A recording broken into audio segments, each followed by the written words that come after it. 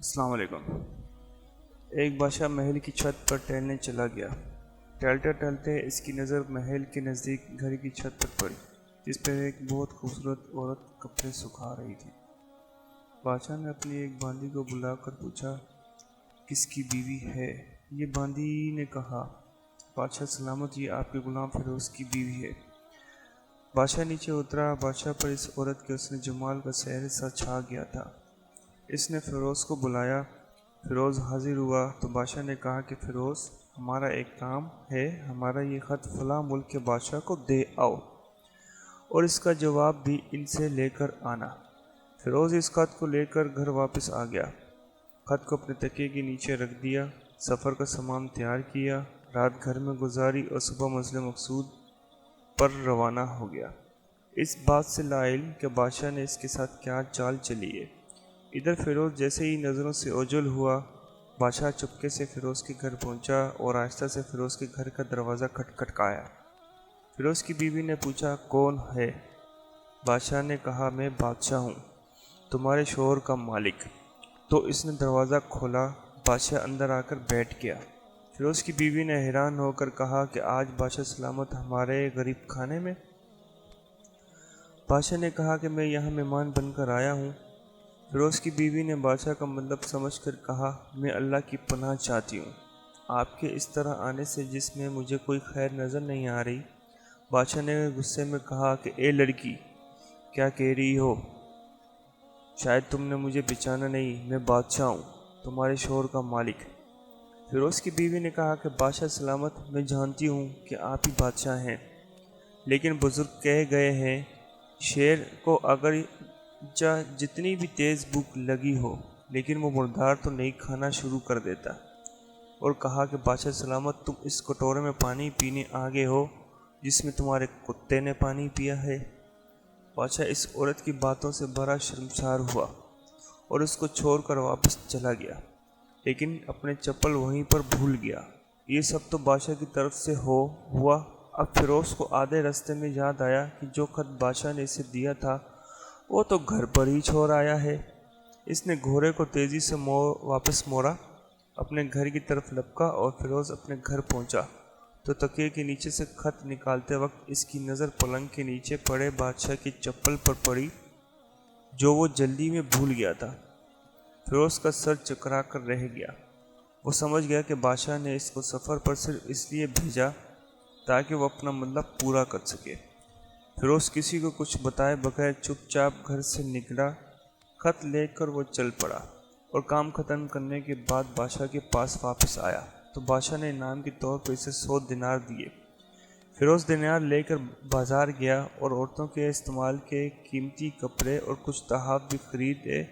گھر پہنچ کر بیوی کو سلام کیا اور کہا کہ چلو تمہارے میکے چلتے ہیں۔ بیوی نے پوچھا، یہ کیا ہے؟ کہا، بادشاہ نے انعام دیا ہے اور میں چاہتا ہوں کہ یہ پہن کر اپنے گھر والوں کو بھی دکھاؤ۔ بیوی، جیسے آپ چاہیں۔ بیوی تیار ہوئی۔ وہ اپنے والدین کے گھر اپنے شوہر کے ساتھ روانہ ہوئی۔ داماد اور بیٹی اور ان کے لائے ہوئے تحائف کو دیکھ کر وہ لوگ بہت خوش ہوئے۔ فیروز بیوی کو چھوڑ کر واپس آ گیا اور 1 مہینہ گزرنے کے باوجود نہ بیوی کا پوچھا نہ اس کو واپس بلایا۔ پھر کچھ دن بعد اس کے سالے اس سے ملنے آئے اور اس سے پوچھا کہ فیروز، آپ ہمیں ہماری بہن سے غصے اور ناراضگی کی وجہ بتائیں یا پھر ہم آپ کو قاضی کے سامنے پیش کریں گے۔ تو اس نے کہا کہ اگر تم چاہو تو کر لو، لیکن میرے ذمہ اس کا کوئی حق باقی نہیں جو میں نے ادا نہ کیا ہو۔ وہ لوگ اپنا کیس قاضی کے پاس لے گئے تو قاضی نے فیروز کو بلایا۔ قاضی اس وقت بادشاہ کے پاس بیٹھا تھا۔ لڑکی کے بھائیوں نے کہا، اللہ بادشاہ سلامت، قاضی القضاء کو قائم و دائم رکھے۔ قاضی صاحب، ہم نے ایک سرسبز باغ درخت پھلوں سے بھرے ہوئے اور ساتھ میں میٹھے پانی کا کنواں اس شخص کے حوالے میں دیا تو اس شخص نے ہمارا باغ اجاڑ دیا، سارے پھل کھا لیے، درخت کاٹ لیا اور کنویں کو خراب کر کے بند کر دیا۔ قاضی فیروز کی طرف متوجہ ہو کر پوچھا، ہاں تو لڑکے، تم کیا کہتے ہو اس بارے میں؟ فیروز نے کہا کہ قاضی صاحب، جو باغ مجھے دیا گیا تھا وہ اس سے بہتر حالت میں نے انہیں واپس کیا ہے۔ قاضی نے پوچھا کیا اس نے باغ تمہارے حوالے ویسی ہی حالت میں واپس کیا ہے جیسے پہلے تھا؟